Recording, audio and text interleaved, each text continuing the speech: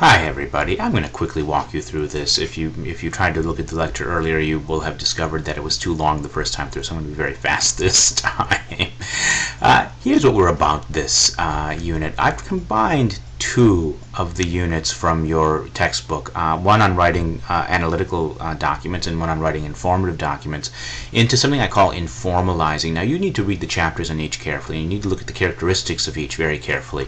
What I am giving you here is a combination of those characteristics. Now the reason I have done this is, to my mind, an informative document needs to be based on analysis. In other words, before you tell me about something, teach me something, explain something to me, you have to understand it completely yourself. Okay? So the characteristics of this kind of document, first of all, you need to focus on something which is complex enough to get into, to dig into, to have something to say about, but simple enough to be within the scope of an essay that I believe the length here is 4 or 5 pages. You have to look back at the assignment sheet to confirm that, but it's not a very long essay. So you've got to balance that, and that's careful. So as you choose a topic, have that in mind. Providing useful and relevant information on that subject, breaking that subject into its basic parts. So these two will go together. First, you will learn about that subject and break it down into the basic bits and pieces. So if you're teaching me how to do something, for example, you'll want to break it down to maybe the requirements before you begin. Break it down into the steps involved. And then another kind of information you might break it down into would be warnings, things to be careful about, tips, how to do things extra well or how to do things better. Presentation of this is absolutely essential, so that needs to be clear and straightforward, including formatting stuff. We're going to look at how the dummies people format their instructional documents, and I want to see evidence of that in these instructional documents you're writing. The document needs to be efficient and complete. In other words, it needs to provide what your audience needs without going overboard and overwhelming them with information. So, for example, you may not want to, if you're teaching me how to crochet, give me a history of crocheting. I don't need that much background information. Think about what I need to know for you to teach me what you're teaching me. Most importantly, all of the choices you make for this unit and for the next one will be focused on the audience's needs. The last essay was largely personal in nature. At the end, I asked you to think about making this interesting to your audience, but here we're looking at everything being targeted to the audience.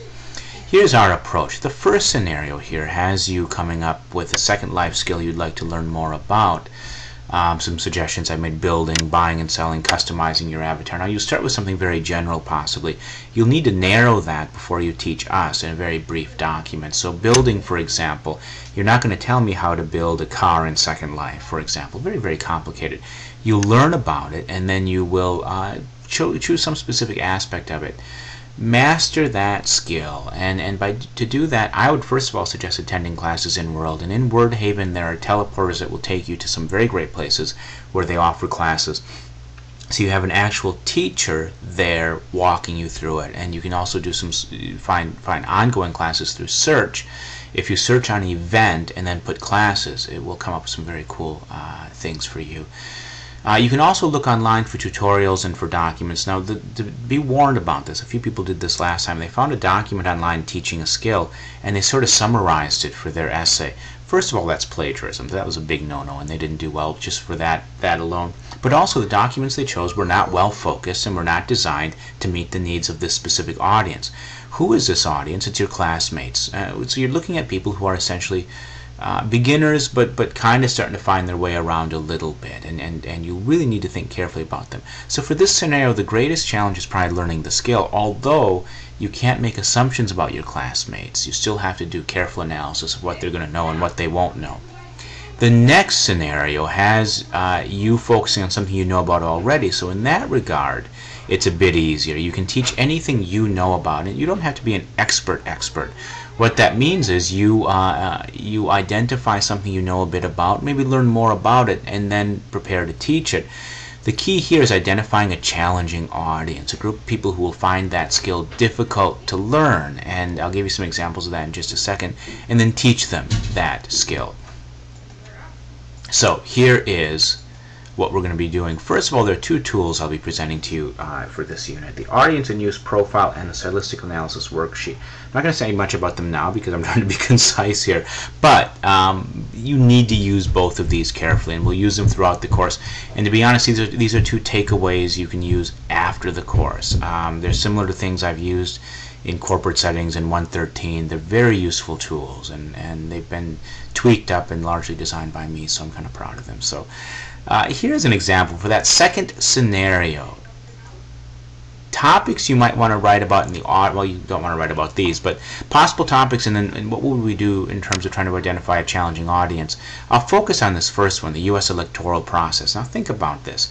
If you just finished an American government class, you're an expert on this, you know a lot about it, you want to teach somebody else how this works.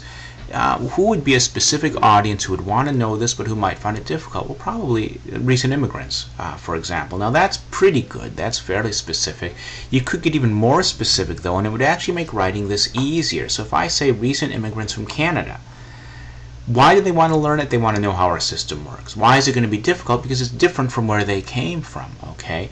But when you analyze them, do you know about them? Well, first of all, you know they speak English for the most part. Most Canadians speak English, vast majority. Even the francophones, the people who've been raised speaking French, learn English as well. So that's a fairly safe bet. You can also find out about their system, and then you can try to compare and contrast the two systems. You couldn't do that if you had a very general audience like first-time voters. Why? Because first-time voters could be who? They could be 18-year-olds who've just gotten the vote. They could be 30-year-olds who just never bothered to vote before, and you can't really narrow down that audience.